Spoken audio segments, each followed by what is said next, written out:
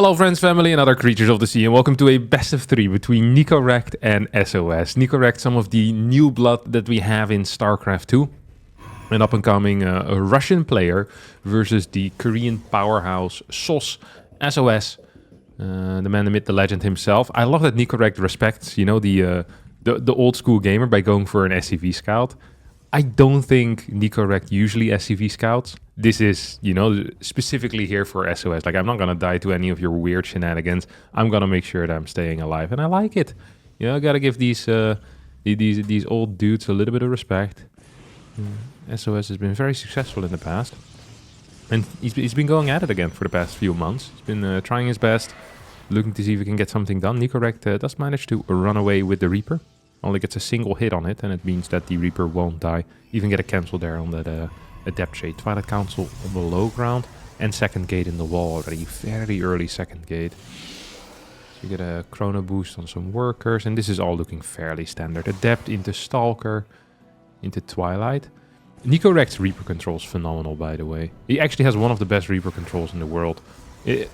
Single Reaper control is what I'll say. I'm not sure how good he is with 3 to 4 Reapers, but he very often manages to sneak by where it feels like he should not be capable of sneaking past. And as I say that, he dies.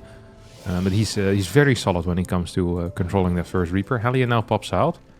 At least Nico knows not to be afraid of anything.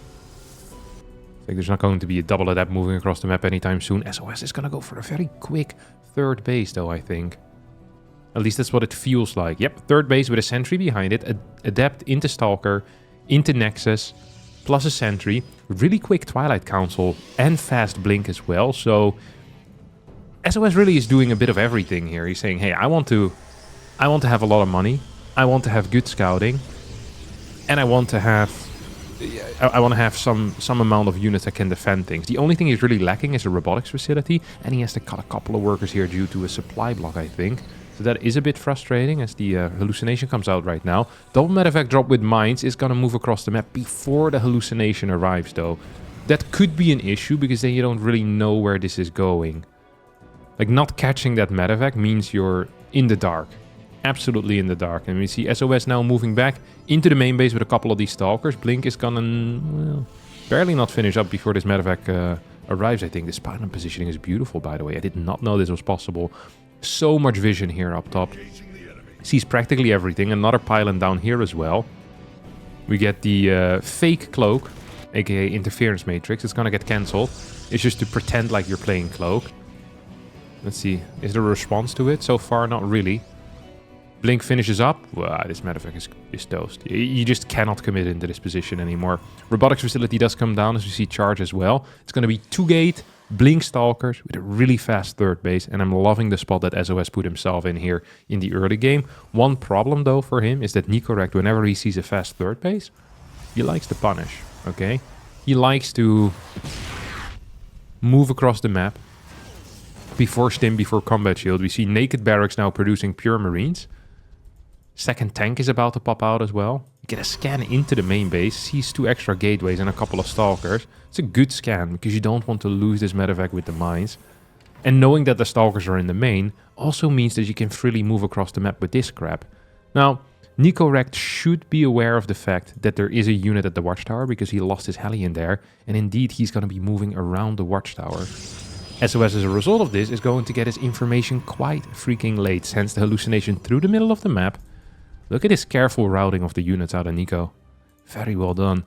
In the moment sOs sees what's happening in the main base, he'll know what's kicking off, right? He's not going to be confused here whatsoever. This mine drop is a little bit wild.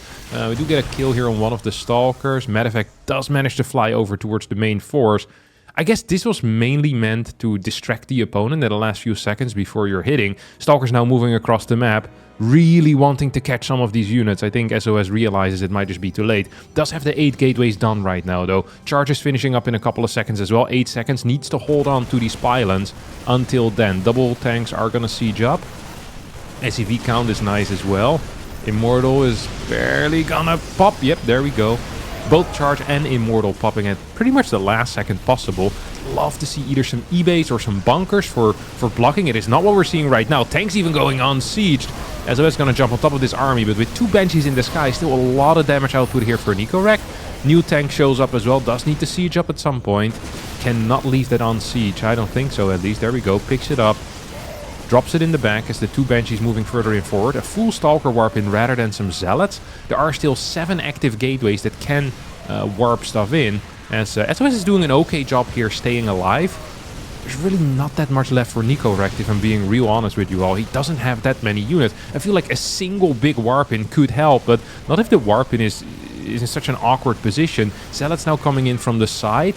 SOS's supply is still dropping. This is a very, very close game.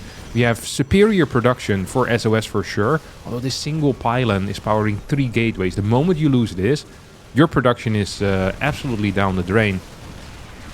More Stalkers, no Zealots being warped in. Now we're going to get 3 more Zealots. It does surprise me how little Zealots he has. New Nexus on the way as well. Behind this, we still have no tech labs. We have no eBay. We don't even have a very solid worker count at home. These Stalkers are just going to kite this army for a bit. Double expansion behind all of this for SOS, who warps in another 4 Zealots. I feel like with these Zealots, maybe even plus Sentry and a Guardian Shield, you're going to be having an absolutely brilliant time. This Stalker is at a slow warp in, by the way. It's not going to be helping out here at all. We get a blink to the side. Tank is going to get sniped down. Banshee now gets targeted as well. So the Marines kite back a little bit. Nicorect slowly but surely losing units, but we're also moving across the map. There's just so much production for SOS. I'm very surprised that SOS isn't just straight up winning this fight, because it feels like he just has more production, he has better units with better upgrades, and Nicorect doesn't really have anything going for him. Double Nexi here is going to pay off big time. +1 starts instantly as well, and we might even see a 5th Nexus being added in as well, yeah. I'm not surprised by this. I don't know why you would do it, but I felt like you should. Kind of to complete the, you know, the middle part. Okay, he gets the scan off, Nico that is. Sees that there's a Nexus coming up. And Nicorect might actually believe that he's in an okay position as a result of that. But the moment he sees this left side base, the moment he sees the right side base, like, he should know that he's completely dead. Stim just now starting. Combat is going to start soon. +1 is only now on the way. Like, by the time we're going to have a serious push out of Nicorect, there's going to be 10, maybe 12 gateways out on the map. We're going to have phenomenal income for the Protoss player. Robotics facility is being rebuilt as well, but I'm just not really seeing any way in which SOS is going to lose this game. It's going to be extremely tough for him to lose this. Banshee scouts it. It's like, hey, that's an empty base. That's weird. Because you'd feel like there'd be too many workers for there to be an empty base. So if Nicorect pieces that information together, it's like either there's long distance mining going on over here, or there's a right side base. And I think Nicorect wants to get a scout on that. Not sure if he's going to get there. As the Banshee's now moving into a perilous area. Yeah. Stalkers are just going to chase this down. As the Banshee's just barely going to end up falling. More Stalkers moving across the map here as well. Robo Bay on the way. I'd love to see just 2 to 4 extra gateways. If you have this type of Nexus count, you're going to have a phenomenal mineral income as well. So I think building too many workers before you get the gateways is a mistake in this particular situation. Especially because we know that Nicorect actually isn't SCVing up very hard. Medevac's moving towards the far left. A little bit confused here. Needs to be very careful with this. Does not want to lose these. Oh, there we go. That's -1. That's -2. Both Medevacs going down. Nicorect does have a big army, and with +1 stim in combat, as long as there's no Colossi, maybe you can do something, but losing the 2 Medevacs really freaking sucked for him. That means that a single stim is going to damage his army so much that he can't really get it back. We're still working off only 7 gateways, which I think is like, this is why I said we need more gateways earlier. Because the moment you get this type of mineral eco, you just can't spend your cash. I still believe it's going to be fine for SOS, but Nicorect does have a serious force. Here we go, 1 stim. Zealots here are fighting the tanks, which is probably not what you want majority of the time. Well, Zealot Warping from the top is going to help out as well. I do believe that Nico is not going to be capable of pushing through this. 1 Colossus has popped out as well. It's going to be great against this very high marine count. Single medevac around isn't really helping out either, and the next set of warp-ins should just clear this.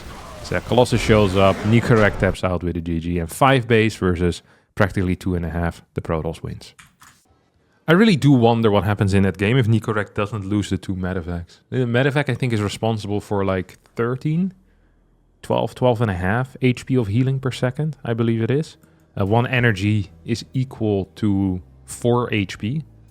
I mean, you're probably over time are going to be capable of healing with these two medevacs, like between like maybe what, like 400 and 600 health, which is pretty freaking significant. Like two new medevacs that come out. Like I think that's a significant.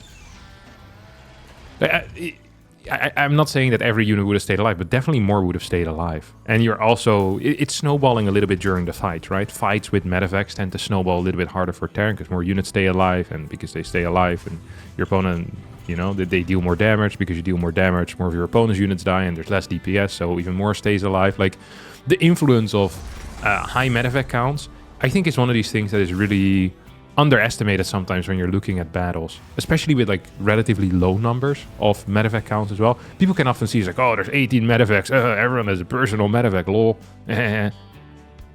But in this case, like if it's like 3 versus 1, it like, especially with these smaller army sizes, like it's super impactful. Like they were fighting with like 120, 130 supply. Like we're not talking maxed armies with massive splash either. Like this was all like real primitive damage by, you know, by hitting each other with blades or shooting bullets at one another. God, I love bullets. All right, it's going to be a Reaper into Hellion. This might actually be a 3 Reaper Hellion, by the way. 3 Reaper double Hellion, yeah. This is the this is a classic Nico Rack build. He freaking loves this build. He kind of pulls this out as like a safety blanket, you know. It's a nightlight, you know. If good old Nico can't sleep at night, he pulls out the 3 Reaper to Hellion. It kills the monster under his bed. That's what he does. He freaking loves this build so much. Sometimes you're playing on the ladder and you fight against Nicorek. They're like, oh, you know what would be fun? Skipping all safety measures. And then you die against the 3 Reaper 2 Hellion. It's happened more than once to me, for sure. Like, it's just... It is a wild ride. Ooh. Okay, we have SOS coming with double... I don't want to call it blind batteries, because... No, he actually hadn't scouted, so it's blind batteries. Double blind batteries into 3 gate with a relatively late Twilight Council as well. Pulled out of gas, so most likely gonna be charge. Nice! Yeah. Love it when the reads are correct, huh? Force field? Not gonna get a force field. Okay. It's a little bit surprising to me, honestly. Thought he might use it to try and keep some units alive. This that's a move out and a half SOS. I'm not sure if you want to do that into 5 units with 1 Stalker. No battery nearby. Good luck, my dear friend. Okay, here we go. 1 Reaper. Almost falls. Good control. A very neat control indeed. And if you take a look at the overall worker count right now, 34 to 29, this is not that bad for Nico Rack. This is actually kind of fine. Like, I think SOS cut a couple of workers. He built a double battery. Like, his tech is relatively late. This is a pretty awkward situation, if I'm being real honest. Like, I don't love what SOS is showing here. Like, he hasn't super impressed me with his opener. I do like the idea of playing charge first, into 3 gas, Robo. Like, very, very safe. And then I'm expecting a Templar Archives here. But we don't actually see the Templar Archives yet, which is somewhat surprising to me. I'd reckon we get a Templar Archive. Like, if we don't get a Templar Archive, I don't know what the hell we're doing out here. He's just building so many Stalkers for someone that is, you know, going for charge. Maybe he doesn't realize he started charge. I sometimes have this in PvZ when I'm planning on doing like a Glaive Adept build, but then I decide to go for Blink. And then I just end up warping in a lot of Adepts because in my mind I had mentally committed to the Glaive Adepts. I'm like, oh, that would be sick to have Glaive Adepts. But then you see like a Roadrunner and you're like, maybe it should be Blink because I might get all in. But then in the back of your... And then he's not all in and you're like, oh, Adepts, nice. I get to do my Glaive attack. Then you walk across the map with 12 Adepts. You hear your Twilight Council upgrade finish. You shade in and they're just regular Adepts.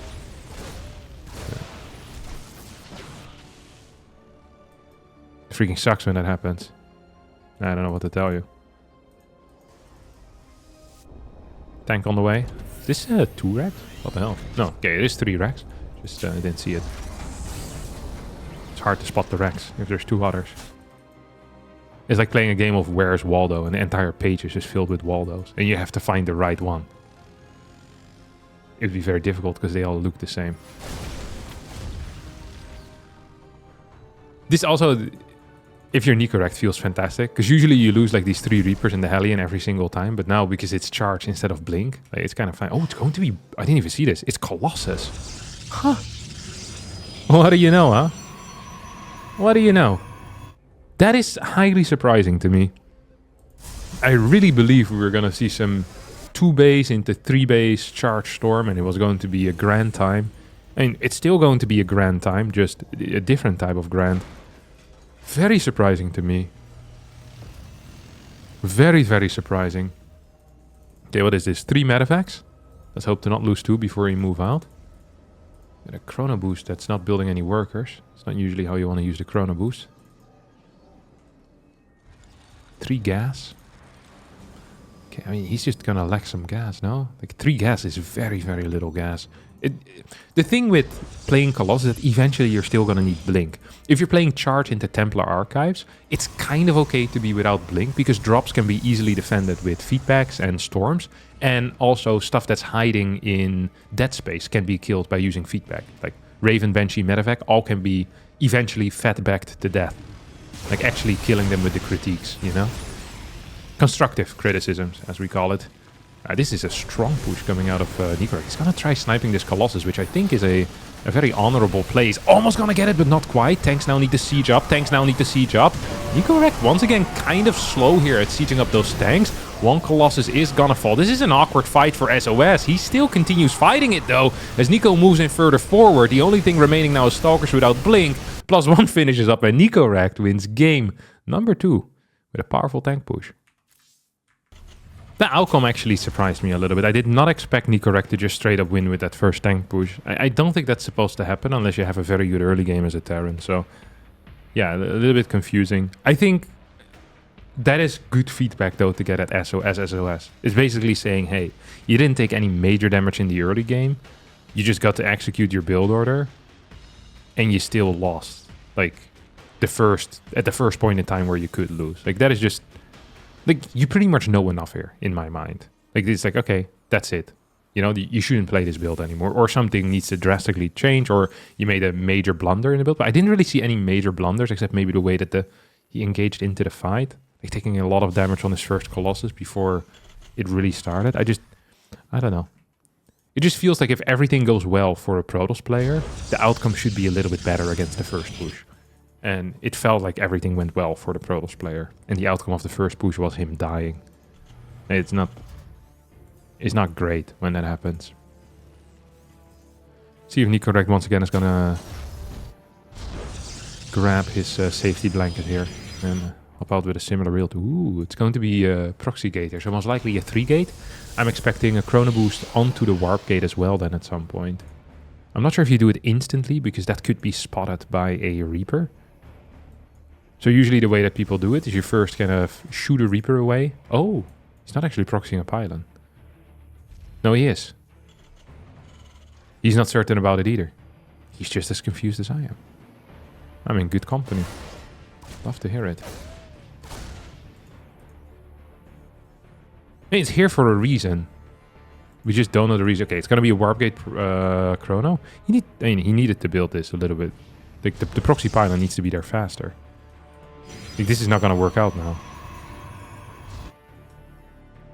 Huh? Oh, he's going to 3-gate proxy without a gate proxied. Oh, okay. So he saves a bit of cash. I wonder if this is going to be 4 adepts at home then. Like, you'd need 1 more chrono on this adept in that case. And he's now chronoing worker, so that's not going to work out. Nico Rect is trying to gather some information. He's not really getting it. Do have a proxy pylon up top. It indeed is going to be 3 Reaper, 2 Hellion into a tech lab. Kind of an awkward early game. Are we building a Twilight in the wall here, or what's the plan? Don't forget that 3 adepts absolutely one-shot a Reaper. Like, they die, right? So, and also 3 adepts, 2 volley Hellions. Because Hellions require 5 shots and a probe attack, I think it is. Or 4 shots and a probe attack, I can't even remember. I think it's 4 shots and a probe attack. Look at this. Like, you can even shade on top of a Reaper here, or you can split. You're gonna get 3 adepts on the other side of the map. Like, this is a really neat setup that he's got going for himself here. It's only 4 Marines. Now, Nico Rect scouts the Twilight Council, and now the alarm bell should be ringing. Or the Christmas bells. Bling digga digga ding ding. Ding dong ding. Yeah, he's going back home with the Reaper, Hellion. I feel like it's going to be a little bit late, as these 3 adepts are going to get 4 or 5 kills here. That is very significant damage against someone that opened up with 2 gas. Hopefully you can get 1 more kill. Okay, 6 kills total. Get a recall. I think it's maybe a bit over-eager, that recall. I think you just let them die. Maybe kill 1 more Hellion and be okay with what happened in life. It's going to be charged here once more. Okay, I had not expected this at all. Nicorect didn't lose a lot of units. He did lose a lot of workers. So Nicorect actually is planning on moving across the map, I think. Like, he's going to kill this pylon at first, and then he's going to follow it up with a move across the map. I'd be shocked if he plays a macro game from here on out. Doesn't actually have the gas either. Oh, he's not mining gas in the main.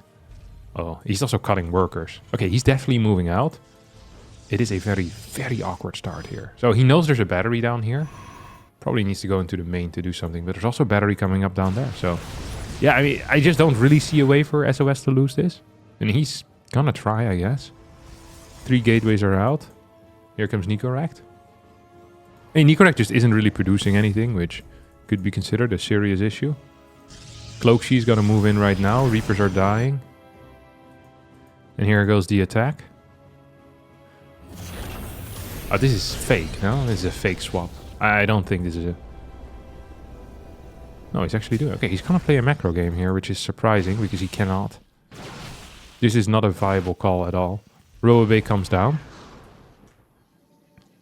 In this case, I minded a little bit less going for charge plus Robobay. Because it feels like, at this point, his early game is so good that it's legit impossible to lose. And the Colossus disc does give a certain type of stability that with Storm... Storm is a little bit more... like the results are a bit more grounded in like how good your execution is, rather than, hey, I'm here. With a Colossus, it's like, hey, I'm here, I'm ready to go. It's like a very consistent factor. But if you're not paying attention to your Templar, or if you miss your Storms, you don't hit them well, like they can just be pretty bad all around. Like you need to control them well. With a Colossus, they're always there. Like they're never going to be great, but they're always going to be good. They're always going to be reasonable. So if you're playing against late third bases, I probably, as long as it's no SUV pool, most of the time I prefer having Colossus. Especially if you can get thermal lands out. It's very, very nice to have. It's a good unit to just, splash on top of some Marines. Big fan of that. Absolutely. Okay, factory is empty. Get some extra depots on the way here. What are we seeing right now? Hey, Nicorect is in a world of trouble. Like, Nicorect is pretty freaking dead, if I'm being real honest. SOS is... He has a lot of worker cuts in his build order. Or maybe he's forgetting to build workers. But it feels like very frequently his third Nexus just isn't in the control group. Because there's nothing being built from here. So that is surprising. You have the CC. We have 2 more medevacs. 3 more barracks. Gonna add barracks 4 and 5 as well in the mix. That's nice to see. That's lovely to see even. And then we have the 4 adepts down here. I mean, usually, if the Protoss is up in supply against the Terran, that tends to be a serious problem for the Terran. So I think this is a serious problem for the Terran. I do like that Nicorect has built a large force of Marauders already, 8 of them. Sometimes we see Terrans ending up with like 40 Marines, 3 tanks, and 2.5 Marauders. It would be practically impossible to ever try and take a third base, but even now it's going to be tough. Like, it should not be this hard to walk over to your third base to try and set it up. But it is going to be this hard. The 4 adepts are kind of moving in. Ooh, tried to go for a snipe. That's going to be an expensive snipe. Want to get an SCV, but instead lost 3 adepts. This also isn't the greatest fight here for SOS. Like, tanks are in good positions. Supplies are getting significantly closer. And the third base is now up. Now the rule that most Protoss players use at the moment is that if Terran gets a fourth base up and running, the game tends to end in favor of Terran. So we see Nicorect desperately trying to get to that point. Has the tank over at the third base. He's not building that many units. He's getting a second starport, which I like. I really do like that. No turrets either. If no turret in the main base, factory is flying over. And Darkshrine is on the way. Darkshrine usually is a higher tempo play than anything else. Marauders in the front, Marines in the back. The way it's supposed to be. Very high initial medevac count. Usually when we see Terrans be this defensive, we see 4 medevacs into 2 Vikings, because Vikings help a lot more defensively. Medevacs do allow for some aggression. Like you could pick up like 8 Marines into a medevac and see if you could counterattack. It would be an enormous blunder here, because I think there's plenty of stuff around to counter that, but it's something you can do if you go higher medevac count. Also, you can just stim a little bit more, which some people tend to like. Oop, there goes one Stalker. 1 mine for a Stalker. Ooh, this is a bad trade here for Nicorect. He wanted to snipe 1 Stalker for that 1 mine, but actually ended up losing way more. Tanks are way too far back as well. I think these 2 in the main base are not helping that much. Definitely not covering this general area. SOS, meanwhile, getting gateways around the map. 8 gates total out. Would love to see a 5th base, maybe even a 6th base, because you're really containing a Terran on 3 bases. And there's 2 paths forward here for Terran. I think pre-patch, most Terrans would have gone into a pretty much a 200 supply 1-1 push with Ghost and maybe 8 to 12 Vikings. Past patch, a lot of Terrans will try to go double upgrades here and survive on a single secondary tech. So either the Viking or the Ghost. And in this case, it's going to be the Viking, which I think is just the correct call. And also the double starport here, I think is fairly decent. Oop. Gonna have to send some units over. At the same time, we get an attack over on the fort. No cancel on that. Marauders are a bit too far forward. We're seeing no kiting whatsoever. Vikings in the sky are being active. There's 4 Colossus total. Like this is a disaster here for Nicorect. He does not want to trade. Basically, your entire goal in life is to not trade. And right now, SOS is absolutely trading here. Colossus are dealing some damage onto the bunker. 2 tanks have gone down as well. I do love that tanks went onto the low ground. I think that's just the correct call, but with pure Marauders, it's going to be so tough to fight this army. Vikings need to start showing up, but they're dealing with a threat in the main base. Behind all of this, SOS has taken a 5th as well. Fort got killed. So this was exactly the type of fight you want, and Nicorect realizes he taps out with a GG as SOS wins the series with a 2-1 score.